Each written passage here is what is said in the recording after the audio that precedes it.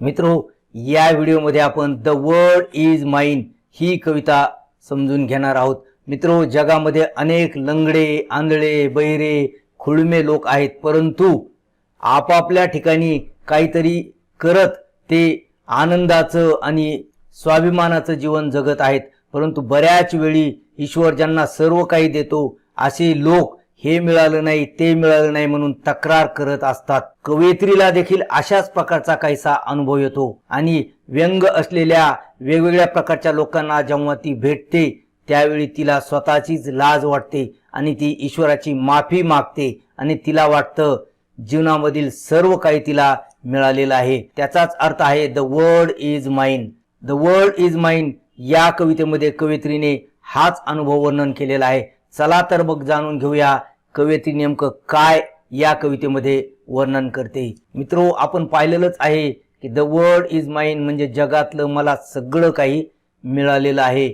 एकूण 4च कडव्यांची ही कविता आहे, परंतु ही 4 कडवी लहान मोठी आहेत. पहा, या पहिल्या कडव्यामध्ये 5च ओळी आहेत, तर या कडव्यामध्ये 7 ओळी आहेत. यासोबतच या ओळींची लांबी देखील कमी जास्त आहे. अशा प्रकारच्या लेखनाला आपण म्हणत असतो फ्री व्हर्स. म्हणजे ही कविता फ्री व्हर्स म्हणजेच मुक्त छंद काव्यामध्ये लिहिलेली आहे. मुक्त छंद काव्यामध्ये अशा प्रकारे लहान मोठ्या लांबीच्या ओळी असतात, लहान मोठ्या आकाराची कडवी असतात आणि त्यामध्ये यमक नसतं. परंतु या कवितेमध्ये 2-2 ओळींमध्ये कवीने यमक साधलेलं आहे आणि म्हणून ही मुक्तछंद काव्यामध्ये देखील कविता आहे. सोबतच या ठिकाणी 2-2 ओळींमध्ये यमक देखील कवयित्रीने साधलेला आहे. चला तर मग आता एका एका कडव्याचा अर्थ जाणून घेऊया. कवयित्री वेगवेगळ्या प्रकारच्या मुलांना भेटते आणि तिला वाटतं की आपण खरोखरच आनंदी आहोत, की आपल्याला सगळं काही मिळालेलं आहे, तेच आपल्याला पाहायचं आहे. Today on a bus I saw a lovely girl with silken hair. I envied her. She seemed so gay and I wished I was so fair. When suddenly she rose to leave, I saw her hobble down the aisle. Oh God, forgive me when I whine. I have 2 legs, the world is mine. मित्रो, प्रत्येक कडव्याच्या शेवटी या 2 ओळी थोड्याफार फरकाने कवयित्रीने repeat केलेल्या आहेत. अशा प्रकारे जेव्हा रिपिटिशन होतं त्याला आपण रिफ्रेन म्हणतो. रिफ्रेन म्हणजे पालुपद किंवा किरकिर. कवितेच्या कडव्याच्या शेवटी जेव्हा अशा थोड्याफार बदलाने किंवा जशाच्या तशाच ओळी रिपीट होतात त्याला रिफ्रेन हा भाषालंकार म्हणतात. कवयित्रीने या कवितेमध्ये रिफ्रेन वापरलेला आहे. आता आपण या कडव्याचा अर्थ पाहूया. आज कवयित्री बसवर एक मुलगी पाहते. शी वॉज लवली. सुंदर मुलगी असते. Silken hair. तिचे केस रेशमी असतात म्हणून कवयित्री तिचा हेवा करते. आय एनवीड हर असं कवयित्री म्हणते. She seemed so gay. ती इतकी आनंदी वाटते कवयित्रीला. I wish I was so fair. आणि कवयित्रीला वाटतं आपण एवढे सुंदर असतो तर. When suddenly she rose to live. परंतु जेव्हा एकाएकी बसमधून खाली उतरण्यासाठी ती उभी राहते. रोज म्हणजे उठली. I saw her हॉबल down the आईल. कवयित्री तिला लंगडत जाताना, खुर्च्यांच्या रांगेमधून लंगडत जाताना पाहते. आईल म्हणजे खुर्च्यांच्या रांगेच्या मधील रस्ता. कवयित्री या मुलीला अशा प्रकारे पाहते आणि तिला स्वतःचीच लाज वाटते आणि ती म्हणते, oh God forgive me when I whine. हे ईश्वरा, मला माफ कर जेव्हा मी किरकिर करील. व्हाईन म्हणजे किरकिर करणे, तक्रार करणे. I have 2 legs, the world is mine. मला तर तू 2 धडधाकट पाय दिलेले आहेस म्हणून सगळंच्या सगळं जगच तू मला दिलेलं आहेस म्हणून मला माफ कर असं ती म्हणते. चला आता दुसऱ्या कडव्यामध्ये कवयित्रीला काय अनुभव येतो ते पाहूया. And then I stopped to buy some sweets. The lad who sold them had such charm. I talked with him. He seemed so calm and if I were late it would do no harm. And as I left, he said to me, I thank you, you have been so kind. It is nice to talk with folks like you. You see, I am blind. Oh God forgive me when I whine, I have two eyes, the world is mine. आणि दुसऱ्या प्रसंगी देखील कवी थोडी मिठाई घेण्यासाठी एका ठिकाणी थांबतो. स्वीट्स म्हणजे मिठाई. द लॅड, लॅड म्हणजे मुलगा, हू सोल्ड देम, जो मिठाई विकत होता तो खूपच मोहक होता. त्याच्याकडे कवी आकर्षिला जातो.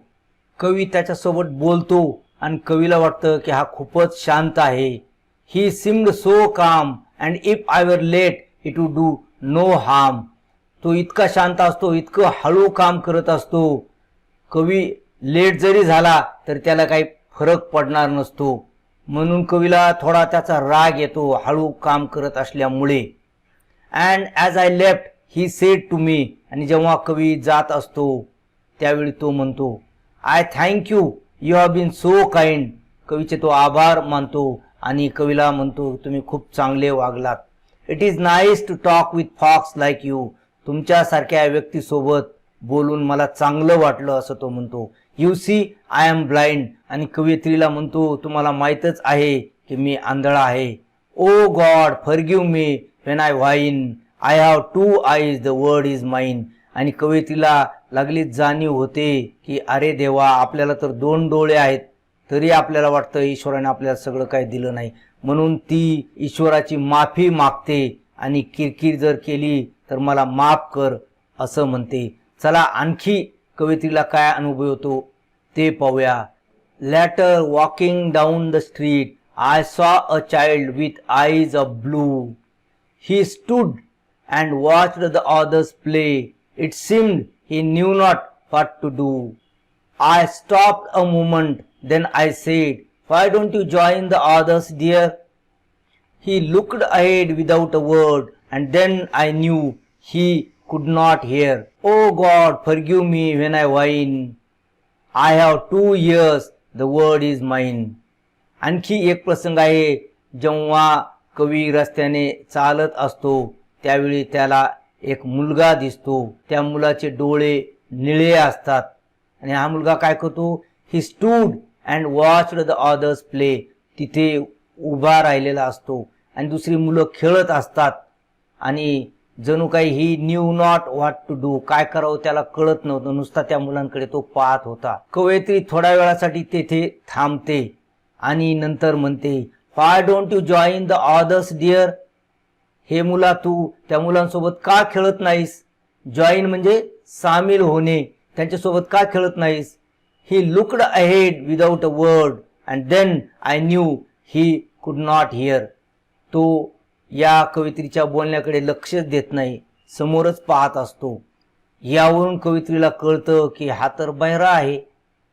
मग कवीला वाटतं अरे देवा, oh God forgive me when I whine. अरे देवा, मला माफ कर जर मी तक्रार केली तर. I have 2 years, the world is mine. कारण मला धडधाकट 2 कान आहेत आणि तू जगातल्या सगळ्या गोष्टी मला दिलेल्या आहेत, म्हणून मी नशीबवान आहे असं कवयित्रीला वाटतं. म्हणून कवयित्री म्हणते with legs to take me where I will go, with eyes to see sunsets glow, with ears to hear what I would know. Oh God forgive me when I whine, I am blessed indeed, the world is mine. म्हणून कवयित्री काय म्हणते, मला 2 धडधाकट पाय आहेत, जेथे पाहिजे तेथे मला ते घेऊन जातील. With eyes to see sunsets glow, मला चांगले 2 डोळे आहेत म्हणून सूर्यास्ताची जी चमक आहे ती मी पाहू शकते. विथ इयर्स टू हिअर, मला चांगले कान आहेत ऐकण्यासाठी आणि म्हणून मला जे माहीत करून घ्यायचं आहे ते माहीत करून घेऊ शकते. Oh God forgive me when I whine. म्हणून जेव्हा मी तक्रार करेल तेव्हा मला माफ कर असं कवयित्री म्हणते. आय एम ब्लेस्ड, खरोखर मी भाग्यवान आहे. इंडीड, खरोखर. द वर्ड इज माइन, कारण जगातल्या सगळ्या गोष्टी तुम्हाला दिलेल्या आहेस असं कवयित्री म्हणते. कवयित्रीचं नाव आहे जॉय लवलेट क्रॉफर्ड. अशा प्रकारे कवयित्री, जे लोक धडधाकट आहे, ज्यांना ईश्वराने बरंच काही दिलेलं आहे परंतु तक्रार करत असतात, अशा लोकांना उपदेश करते की आपल्यापेक्षा वाईट अवस्थेमध्ये अनेक लोक आहेत, म्हणून आपण ईश्वराचे उलट आभारच मानायला पाहिजेत आणि ज्या गोष्टी आहेत त्यामध्ये समाधान मानायला पाहिजे आणि अशा वेळी खरोखर आपण सुखी होऊ आणि द वर्ल्ड इज माइन असं आपल्याला वाटेल. मित्रो, आशा करतो की हा व्हिडिओ तुम्हाला आवडला असेल. व्हिडिओ आवडला असल्यास त्याला लाईक करा, आपल्या मित्रांसोबत व्हिडिओ शेअर करा आणि चॅनलवर पहिल्यांदाच आलेले असल्यास चॅनलला सबस्क्राईब करून बाजूची घंटी सुद्धा दाबा. आणि मित्रो, द वर्ल्ड इज माइन या कवितेचं पोएटिक ॲप्रिशिएशन करणारा हा व्हिडिओ अवश्य पहा. भेटूया असेच पुढील व्हिडिओमध्ये. तोपर्यंत have a good day. Thank you.